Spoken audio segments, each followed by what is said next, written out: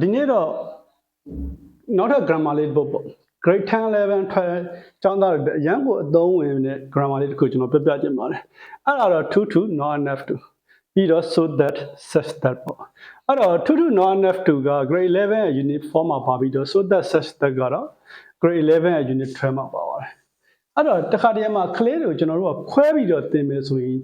grade 12မှာတော့အမှတ်ပြမရတော့ဘူးအဲ့ကြောင့်ထုံးစံအတိုင်းပဲကျွန်တော်ကတော့ပေါင်းပြီးတော့ပဲပြပြချင်ပါတယ်ကျွန်တော်ဒီနေ့ကတော့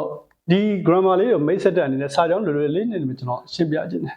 နော် Mumu is very fat Mumu ကအရန်ဝတယ် she cannot be a model သူမက model တရားမဖြစ်နိုင်ဒီစာကြောင်းမှာဆိုရင် Mumu ကအရန်ဝတယ်သူမက model တရားမဖြစ်နိုင်အဲ့ဒါကိုပြောမယ်ဆိုရင် to နဲ့ပြောမယ်ဆိုရင် to ရဲ့အဓိပ္ပာယ်ကဒါမဖြစ်နိုင်လောက်အောင်ဒါဖြစ်လွန်းတယ်to ဒီတော့မပါဘူးအငင်းဝါကြဖြစ်တယ်ဒါမဖြစ်နိုင်လောက်အောင်ဒါဖြစ်လွန်းတယ်Mumu က model တရား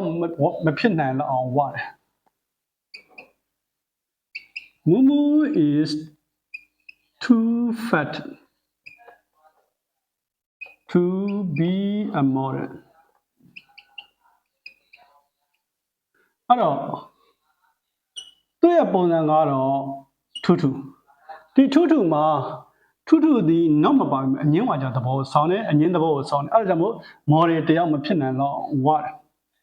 ထူကိုဒါမဖြစ်နိုင်အောင်ဒါဖြစ်တယ်လို့ဘာသာပြန်နေတယ်အဲ့တော့တကယ်လို့မသိတဲ့ကလေးတွေဆိုရင်တော့ကျွန်တော်တို့ကဘာပြောလဲ very ညမှာထူရေးထက်ပါ subject တူတယ်ဆိုရင်တော့ subject ကိုဖြုတ် not ဖြုတ်ထူပေါင်းပြီးကျန်လာခုချက်ဒီလိုမျိုးလေးလည်းပြောခဲ့သေးတယ်ဒါပေမဲ့အဲ့ဒါကတကယ်လို့တော့ဒီလို pattern တွေကမကောင်းလို့ကျွန်တော်ကတော့ယူဆတယ်ကျွန်တော်ကတော့ Mumu is too fat to be a model တယောက်မဖြစ်နိုင်လောက်အောင်ဒါကိုလက်တန်းရေးနိုင်ဖို့တော့လိုတယ်ဒီလိုလေးလက်တန်းရေးဖို့အတွက်ဆိုရင်တော့အခြေခံ grammar လေးကောင်းဖို့အတွက်လိုအပ်တယ်အဲ့အခြေခံ grammar ကောင်းနေတယ်ဆိုရင်ကျွန်တော်အခြေခံ grammar သင်တန်းတွေရှိပါတယ်နော်အဲ့တော့ Mumu is too fat to be a model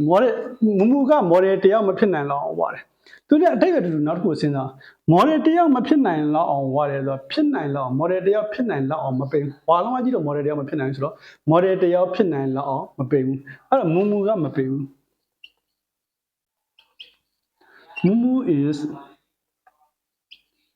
not thin ဒါမှမဟုတ် slim ပေါ့ Mumu ကမပိန်ဘူးလောက်ဆိုတဲ့စကားလုံး enough model တယောက်ဖြစ်နိုင်လောက်ဆို to be a model အဲ့တော့ပြန်ပြောမယ်ဆိုရင် Mumu ကဝါတယ် model တယောက်မဖြစ်နိုင် Mumu က model တယောက်မဖြစ်နိုင်လောက်အောင်ဝါတယ် model တယောက်မဖြစ်နိုင်လောက်အောင်ဝါတယ်ဖြစ်နိုင်လောက်အောင်မပိန်ဘူးအဲ့ကြောင့်မို့ not enough to model တယောက်မဖြစ်နိုင်လောက်ဖြစ်နိုင်လောက်မပိန်ဘူးအဲ့ဒါသူနဲ့တူတဲ့နောက်တစ်ကြောင်းရှိသေးတယ်အဲ့ဒါဘာလဲဆိုတော့ Mumu ကဝါလို့ model တယောက်မဖြစ်နိုင် Mumu ကဝါလို့ model တယောက်မဖြစ်နိုင် Mumu ဒီဝါဒီပဲရင်တော့ပြော Mumu is fat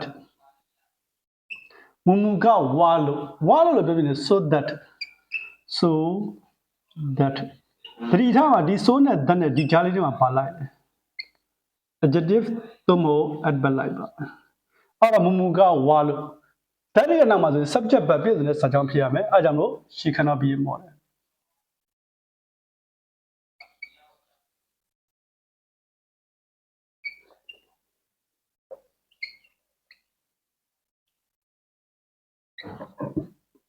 Mumu ကဝါလို့ model တယောက်မဖြစ်နိုင်အဲ့တော့သူနဲ့တူတဲ့နောက်ကြောင်းရှိသေးတယ် Mumu ကဝါတဲ့ main ကလေးတယောက်ဖြစ်လို့သူမဒီ model တယောက်မဖြစ်နိုင် Mumu ဒီဝါတဲ့ main ကလေးတယောက်ဖြစ်တယ်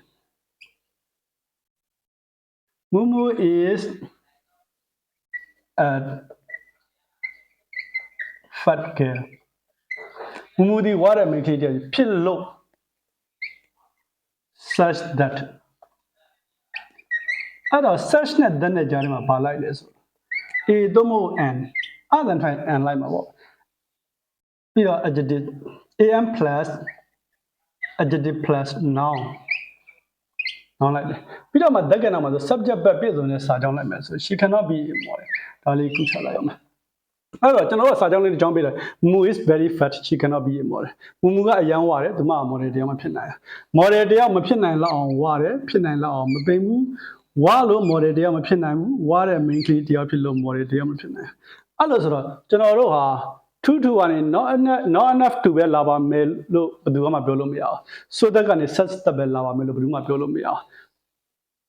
ထူးထူကနေပြီးတော့ search တက်လက်လာနိုင်တယ်ဆိုတက်လက်လာနိုင်တယ်အဲ့လိုပဲ search တက်ဆိုတက်ကနေပြီးထူးထူလာနိုင်တယ် not enough ထူလာနိုင်တယ်လာကျင်တာလားဒီလိုစာကြောင်းတစ်ကြောင်းပေးထားမယ်ဆိုရင်ဒီလေးကြောင်းကိုပြန်ရေးတတ်မှာပဲဒီအတွက်မှာအမှတ်ပြရလိမ့်မယ်